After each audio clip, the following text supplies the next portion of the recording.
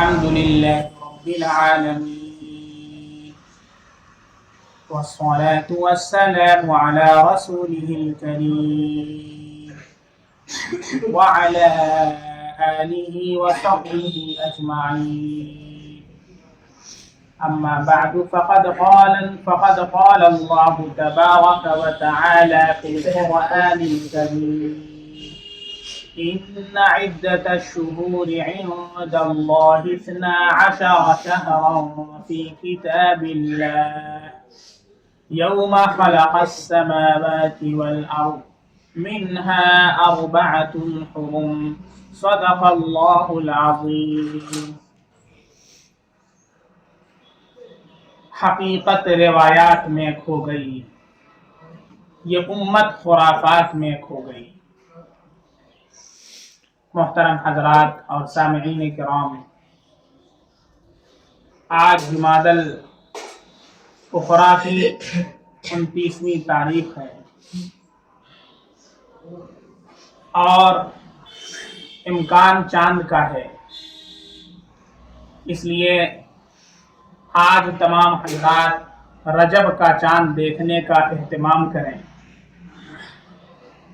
اور چاند نظر آ جائے تو چاند کی دعا پڑھیں: اللہم اجلہ علینا بالامن والایمان والسلامت والاسلام والتوفیق لما تحب وترضى ربی وربک اللہ. یہ چاند دیکھنے کی دعا ہے. اور جب رجب کا چاند نظر آ جاتا تھا تو ہمارے نبی صلی اللہ علیہ وسلم اس دعا کا اہتمام فرمایا کرتے تھے: اللہم بارک لنا فی رجب وشعبان وبلغنا رمضان. اے اللہ، ہمارے لیے رجب اور شعبان میں برکت عطا فرمائیے، وبلغنا رمضان، اور ہمیں رمضان تک پہنچا دیجیے. یعنی رمضان کی تیاری رجب ہی سے شروع کر دیا کرتے تھے، اور پھر روزے بھی رکھا کرتے تھے اور نوافل کی بھی کثرت کیا کرتے تھے، تاکہ جب رمضان آئے تو ایک بیک روزہ رکھنا اور تراویح پڑھنا بھاری نہ لگے، نفس کے اوپر شاق نہ گزرے. اس لیے پہلے سے اس کی تیاری شروع کیا کرتے تھے کہ رجب کے اندر بھی روزے رکھتے تھے، شعبان کے اندر بھی روزے کثرت سے رکھا کرتے تھے، اور رمضان کا تو پورا مہینہ روزے کا ہے، اور اس دعا کا اہتمام کیا کرتے تھے. تو یہ کرنے کے کام ہیں کہ ہمیں اور آپ کو چاند دیکھنے کا اہتمام کرنا ہے، اور چاند نظر آ جائے تو چاند کی دعا پڑھنا ہے، اور پھر رجب کا مہینہ شروع ہو جائے تو پھر اللہ کے نبی صلی اللہ علیہ وسلم نے جو یہ دعا فرمائی ہے، ہمیں اور آپ کو اپنی دعاؤں کے اندر بھی اسے شامل کر لینا ہے. رجب کے مہینے میں بہت ساری خرافات ہم لوگوں نے داخل کر دی ہیں. ان میں سے ایک خرافات میں سے ایک یہ ہے کہ اس میں ہم نے خاص قسم کی نمازیں اور روزے شامل کر لیے. جیسے 27 رجب کا روزہ بہت مشہور ہے لوگوں کے اندر کہ جو 27 رجب کا روزہ رکھتا ہے اس کو 1000 روزے کا ثواب ملتا ہے، اور ابھی رجب آیا نہیں کہ لوگوں کے فون آنا شروع ہو گئے. تو اس لیے یاد رکھیں کہ کسی روزے کی تخصیص یہ شریعت سے ثابت نہیں ہے. مطلقاً کسی بھی دن آپ روزہ رکھیں، وہ نفلی روزہ ہے. اس کی تخصیص مطلب خاص کرنا کہ نہیں 27 کو رکھنا ہے، یہ اپنی طرف سے دین کے اندر اضافہ کرنا ہے. جو چیز شریعت سے ثابت نہ ہو وہ اپنی طرف سے ہم خاص نہیں کر سکتے. بغیر خاص کی آپ روزہ رکھ لیں، 27 کا رکھ لیں، 26 کا رکھ لیں، پورے مہینے کا رکھ لیں. لیکن یہ کہنا نہیں 27 کا روزہ رکھو، 27 کا روزہ رکھیں گے تو یہ ثواب ملے گا. اس کے لیے دلیل کی ضرورت ہے. اللہ کے نبی صلی اللہ علیہ وسلم کو جب معراج کا واقعہ پیش آیا تو اس کے بعد اتنے سال ایسے گزرے کہ ہمارے نبی صلی اللہ علیہ وسلم موجود تھے اور وہ رات پیش آئی، لیکن ہمارے نبی صلی اللہ علیہ وسلم نے نہ خود اس کے اندر جو ہے خاص کوئی اس دن روزہ رکھا اور صحابہ کرام کو خاص کوئی اہتمام کا حکم دیا ہو، یہ ثابت نہیں ہے۔ اور پھر رجب کے اندر جو 27 رجب کی تاریخ ہے، یہ بھی متعین نہیں ہے کہ اسی دن معراج ہوئی، بلکہ اس میں مختلف اقوال ہیں۔ بعض روایات سے پتہ چلتا ہے کہ ربیع الاول کے اندر ہمارے نبی صلی اللہ علیہ وسلم نے معراج کا سفر کیا ہے، بعض میں رجب کا ذکر ملتا ہے، بعض میں اور کسی مہینے کا۔ تو جب یہی ثابت نہیں ہے تو پھر کسی ایک چیز کو خاص کر کے اس میں عبادت کرنے کو خاص کر لینا، یہ کیا ہے؟ دین کے اندر اضافہ کرنا ہے۔ اب بعض حضرات یہ کہتے ہیں کہ بھائی اس میں عبادت ہی تو کرنا ہے، عبادت ہی تو کرنا ہے، روزہ ہی تو رکھنا ہے، تو پھر اس کے اندر کوئی گالی تو نہیں دے رہا ہے، کوئی گناہ تو نہیں کر رہا۔ اسی کو سمجھنے کی ضرورت ہے۔ ہم نے اس سے پہلے بھی کتنی دفعہ آپ حضرات کے سامنے یہ عاجز آپ کے سامنے یہ درخواست کر چکا ہے اور یہ بات کر چکا ہے کہ دین نام اصل ہے اتباع کا، اس کو سمجھنے کی ضرورت ہے۔ دین نام کس کا ہے؟ اتباع کا نام ہے۔ دین نام نماز پڑھنے کا نہیں ہے، دین نام روزہ رکھنے کا نہیں ہے، دین نام اپنی چاہت کے مطابق عمل کرنے کا نہیں ہے، دین نام اتباع کا ہے۔ اللہ نے جب کہا نماز پڑھو، اس وقت نماز پڑھنا عبادت، جب کہا نماز نہ پڑھو اس وقت نماز نہ پڑھنا عبادت، جب کہا روزہ رکھو اس وقت روزہ رکھنا عبادت، جب کہا روزہ نہ رکھو اس وقت روزہ نہ رکھنا عبادت۔ اب کوئی عید کے دن روزہ رکھ کے کہے کہ ہم تو روزہ ہی رکھ رہے ہیں، ثواب ملے گا، حرام سے روزہ رکھ، گناہ ملے گی اس کو۔ بقرعید کے دن سال میں 5 روزے رکھنا حرام ہے، اس میں سے عید کا دن ہے، بقرعید کا دن ہے، عید الاضحیٰ کا یعنی 10ویں ذی الحجہ کا، اور پھر اس کے بعد کنٹینیوس جو 3 دن آتے ہیں 11ویں 12ویں اور 13ویں تو ایام تشریق ہے، اس کے روزے رکھنا حرام ہے۔ اب کوئی اس دن روزہ رکھے اور کہے روزہ ہی تو رکھ رہے ہیں، تو کیا ہوگا بھائی؟ ثواب ملے گا۔ کوئی 2 رکعت کی جگہ فجر میں 3 رکعت پڑھ لے، کہا کہ نماز ہی تو پڑھ رہے ہیں، تیسری رکعت میں سورہ فاتحہ ہی تو پڑھ رہے ہیں، سورت ہی تو پڑھ رہے ہیں، رکوع کر کے سبحان ربی العظیم ہی تو پڑھ رہے ہیں، 2 رکعت کے بجائے 3 رکعت پڑھ لے۔ آج امام صاحب جمعہ میں 3 رکعت پڑھا دے، آپ کو 3 رکعت پڑھا دیا جائے، آج کیا خیال ہے آپ حضرات کا؟ بڑا اچھا کام ہو رہا ہے۔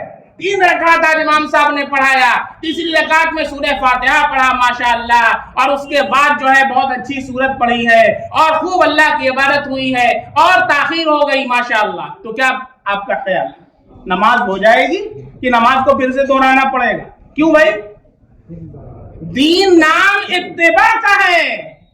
اتباع کیسے کرنا ہے؟ جیسے اللہ کے نبی صلی اللہ علیہ وسلم نے بتایا، صحابہ نے بتایا، اپنی طرف سے اس میں اضافہ نہیں کرنا ہے۔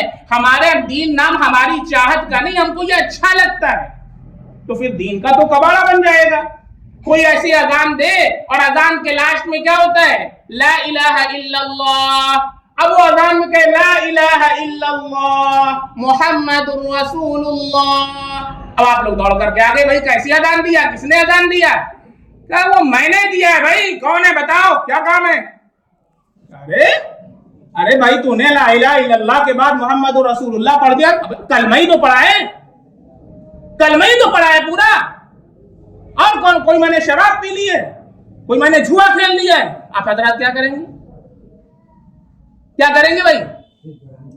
پھر سے اذان دلوائیں گے، کہیں گے نہیں اذان صحیح نہیں ہوئی، اذان غلط ہو گئی۔ کیوں؟ اس لیے کہ اس نے اس متوارث طریقے کے خلاف کیا ہے۔ بلال حبشی رضی اللہ عنہ نے جیسے اذان دی ہے، حضرت ابو محذورہ رضی اللہ عنہ جو اللہ کے نبی کے مؤذن ہیں، جنہوں نے اذان دی ہے، طریقہ بتا دیا ہے امت کو کیسے اذان دینا ہے، کیسے نماز پڑھنا ہے۔ اس میں اپنی طرف سے نہ کوئی اضافہ ہے، نہ اپنی طرف سے کوئی کمی کرنا ہے۔ دین نام اتباع کا ہے میرے بھائیوں، اسی کو سمجھنے کی ضرورت ہے۔ بہت سے حضرات کہتے ہیں کیا ہو جائے گا؟ یہی تو ہو جائے گا، اپنی طرف سے اضافہ نہ کریں۔ آپ بغیر خاص کیے پورے مہینے کا روزہ رکھیں، آپ 26 کا رکھیں، 27 کا رکھیں، 28 کا رکھیں، 29 کا رکھیں، 30 کا رکھیں، کوئی مطلب منع نہیں ہے۔ خاص نہ کریں کہ 27 کا روزہ رکھنا ہے، یہ خاص کرنا کیا ہے؟ بدعت ہے۔ بعض لوگ نمازیں خاص کرتے ہیں، صلاۃ الرغائب کے نام سے ایک نماز بڑی مشہور ہے رجب کے اندر، کہ اس کے اندر جو ہے نماز پڑھنا ہے سورہ فاتحہ کے بعد اتنی مرتبہ قل هو اللہ پڑھنا ہے، تو اتنی مرتبہ سورہ یاسین پڑھنا ہے، تو اتنی مرتبہ یہ پڑھنا ہے، یہ پڑھنا وہ پڑھنا. ابھی پوسٹر لگنے شروع ہو جائیں گا. کون نالائق آ کر کے یہ پوسٹر لگاتا ہے مجھے تو پتا نہیں. اس کو پکڑ کر کے وہیں پر پٹائی کیجیے، دماغ صحیح ہو جائے نالائق. اس طرح کی حرکتیں دین کے اندر اضافہ کر رہے. ہماری مسجدوں میں آ کر کے اس طرح کے غلط سلط پوسٹر لگا دیتے ہیں.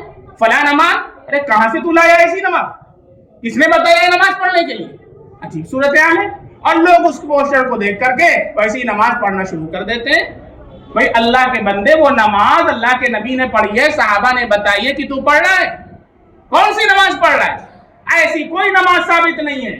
ایسی نمازیں جو اللہ کے نبی صلی اللہ علیہ وسلم سے ثابت ہیں، صلاۃ الحاجت پڑھیں، صلاۃ التوبہ پڑھیں، صلاۃ التسبیح پڑھیں، جو ثابت ہے وہ نمازیں پڑھیں. جو نمازیں ثابت نہیں ہے اپنی طرف سے دین کے اندر اضافہ کرنا، کہ اللہ کے نبی صلی اللہ علیہ وسلم کے دین میں بدعت کو ایجاد کرنا ہے.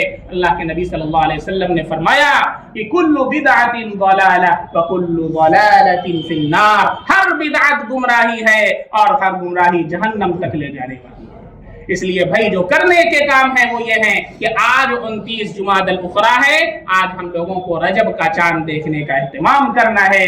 چاند نظر آ جائے الحمدللہ تو چاند دیکھنے کی دعا پڑھنا ہے. اور پھر اس کے بعد ہمارے نبی صلی اللہ علیہ وسلم نے جو دعا بتلائی ہے اس دعا کا ہمیں اہتمام کرنا ہے. نمازوں کے اندر اہتمام کریں، دعاؤں کے اندر اہتمام کریں. اللہم بارک لنا فی رجب و شعبان وبلغنا رمضان. اور بغیر تخصیص کے آپ خوب نمازیں پڑھیں، بغیر تخصیص کے، بغیر خاص کیے خوب روزے رکھیں. اللہ کے نبی صلی اللہ علیہ وسلم سے ثابت ہیں. تخصیص نہ کریں اور رمضان کے روزے کی تیاری کا ابھی سے آغاز کر دیں، تاکہ اچانک جب روزہ شروع ہو تو نفس پر بھار نہ ہو، نفس کے اوپر شاق نہ گزرے کہ ارے بڑا کھل گوا آج تو بڑا کھل گوا تراویح کے اندر، آج تو امام صاحب بہت لمبا کھینچ دیے. نہیں، اللہ کی طرف سے یہ دو نعمتیں ملی ہیں، رمضان کا روزہ اور تراویح. یہ دونوں اللہ کی طرف سے نعمتیں ہیں. اس میں جو مشقت ہو اسے بشاشت قلب کے ساتھ برداشت کرنا چاہیے.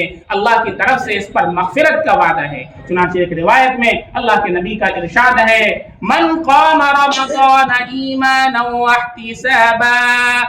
جس نے رمضان کا روزہ رکھا ایمان کے ساتھ اور ثواب کی نیت سے، غفر له ما تقدم من ذنبه وما تأخر. اس کے اگلے پچھلے گناہ اللہ معاف کر دیتا ہے. ومن قام رمضان ایمانا واحتسابا. جس نے تراویح کی نماز پڑھی ایمان کے ساتھ اور ثواب کی نیت سے، غفر له ما تقدم من ذنبه وما تأخر. اللہ اس کے اگلے پچھلے خطاؤں کو معاف کرے. اللہ رب العزت ہم سب کے عبادتوں میں اخلاص پیدا فرمائے. بدعات و خرافات سے اللہ ہم سب کی حفاظت فرمائے. اور ماہ رجب کے اندر کثرت سے روزے رکھنے اور نوافل کی کثرت کرنے کا اللہ تعالی ہم لوگوں کو توفیق عطا فرمائے. اور بدعات سے، خرافات سے، تخصیص سے اللہ تعالی ہم سب کی حفاظت فرمائے. وآخر دعوانا الحمدللہ.